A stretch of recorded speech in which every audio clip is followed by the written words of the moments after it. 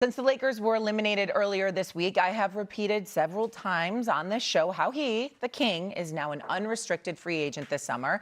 And the noise surrounding his next move will continue to get louder, and has over the last several days, because it doesn't seem as easy as LeBron's just going to stay put in LA. Because a story right now on ESPN.com, Dave McMenamin details that there were moments this season where LeBron felt taken for granted by the Lakers, and pointed to one moment in late March when LeBron passed Kareem Abdul-Jabbar for the most wins in NBA history. And after the game, Rob Pelinka gave the game ball to his head coach, J.J. Redick, for notching his 100th win, not to LeBron for the accomplishment that he achieved. Let's watch that moment. Watch this. More importantly, LeBron James, winningest player of all time in the regular season. More accolade tonight. To come in the league and get back-to-back 50-win seasons, first 2 years as a coach puts you in elite category. Our coach. Now, it is worth noting that Dave said that moment wasn't necessarily a deal breaker when it comes to LeBron remaining in LA. There were other things that were brought up as well. But the overarching question now becomes, have the Lakers taken LeBron James for granted since he's been there in Los Angeles? Perk? You damn right they have. And just watching that moment made my damn skin crawl, because Rob Pelinka has been the problem. And I get it, Rob Pelinka, you're trying to move on from LeBron James, Rich Paul, and the whole clutch moment. And I get it. Your new face is Luka Doncic and the great Bill Duffy, who I love, so that's who you're hearing and listening to. But let's not forget, Rob Pelinka is and always will be a Kobe Bryant guy. And so when you think about, forget that moment in the locker room, he should have gave the game ball to LeBron James. I feel LeBron felt some type of way. But let's talk about this roster that they put in place. LeBron James knows what a championship roster look like. LeBron James also this season came out after they finished playing the Oklahoma City Thunder and said, that's the championship roster. In the regular season, he said that. So he was shooting a slug at Rob Pelinka to tell you, hey, man, you need to be unsay this roster and upgrade in certain areas. LeBron James wasn't happy when they signed DeAndre Ayton this offseason, because we all know, we thought that DeAndre Ayton, a lot of people thought that he was going to change. But Stephen A., I'm going to steal one of your lines. Damn it, if it walked like a duck, it quacked like a duck, it damn sure ain't a giraffe, okay? It damn sure ain't a giraffe. You used to say a mongoose, I'm going to say a giraffe. I know, but I want to put my flavor to it. You know what I mean? But what I'm telling you is, when you have a guy, a legend, an all-time great, in some people's eyes, in my eyes, a GOAT, you do everything and more, especially at the level that he's been playing at. You do everything and more to surround him and that team with the pieces to actually go out there and contend for a title. So Rob Pelinka, out of any other person, that's the person we need to be highlighting, because he hasn't been doing his damn job when it comes to putting pieces around Luka and LeBron. Now he has a big decision to make, and that decision is going to be who you going to pay the bag to this offseason. Is it going to be Austin Reeves, or is it going to be LeBron James? You know where I stand at. You better get that bag to LeBron James and put it out in front of him and let him come back and be that second option to Luka Doncic. Perk, you know better. You know what this is about. Have the Lakers taken LeBron James for granted?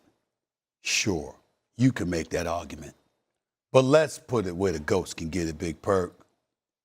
They don't particularly like him. That's what this is about more so than anything else. They'll never admit that. You understand what I'm saying? I'm saying there's denials all over the place, just as I said that statement. Oh, my God, I know that Stephen A. didn't just say that. Perk, I'm going to lean on you, who's been doing a great job covering the NBA all of these years, and obviously you're incredibly connected. You know that Clutch Sports, Rich Paul, and obviously by extension LeBron James has turned them off. when they made the trade for Russell Westbrook that ended up being disastrous, you understand, they felt like LeBron wasn't accepting accountability. When there were narratives put out there that the organization was the issue and not LeBron James, they knew it wasn't them putting that stuff out there. You and I have talked about this. Most NBA analysts talked about this because what have we lamented over the years?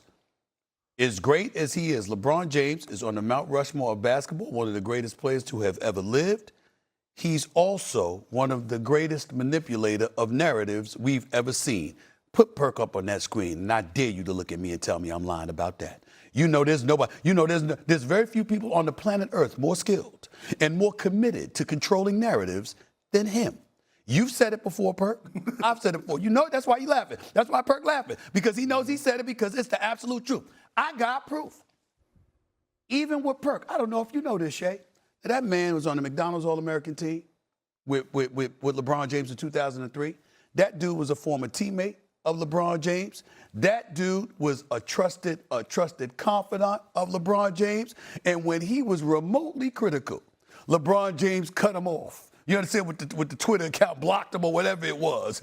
And Perk went on social media. What was your comment about Jesus? What was your comment about Jesus? You said something about, he said, I'll get over it. What did you say?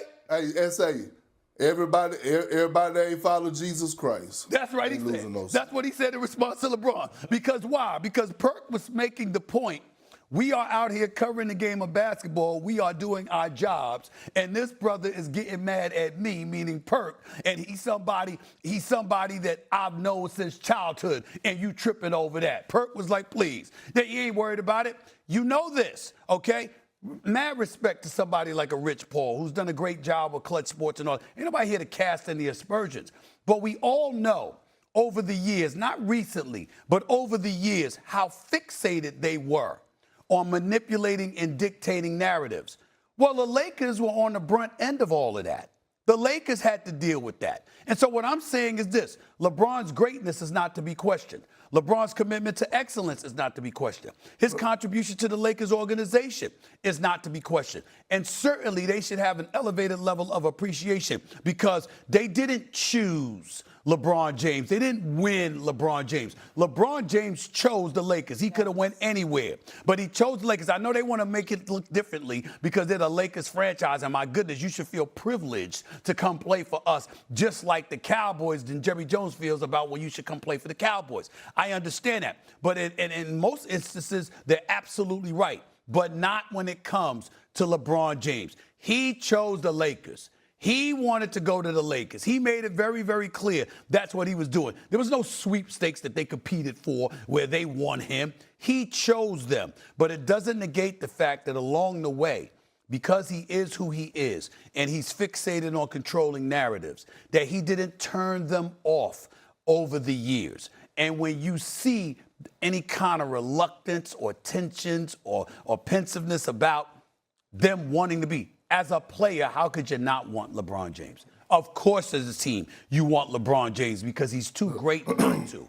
But it doesn't mean he didn't get on their damn nerves along the way. And that's all this is about. But that is a little bit of, excuse me, but BS. Like, do you remember what the Lakers were before LeBron James got there? They had the worst record in the league, if I remember. Playoffs like 4 or 5 years in a row. Which is what LeBron James and his camp and Big Perk would tell you, and y'all absolutely right.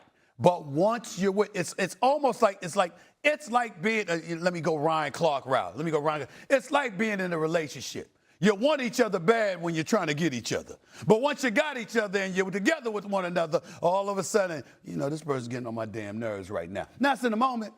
It might pass, yeah, but you do have those things. And that's all we're saying here. It's nothing catastrophic. It's just that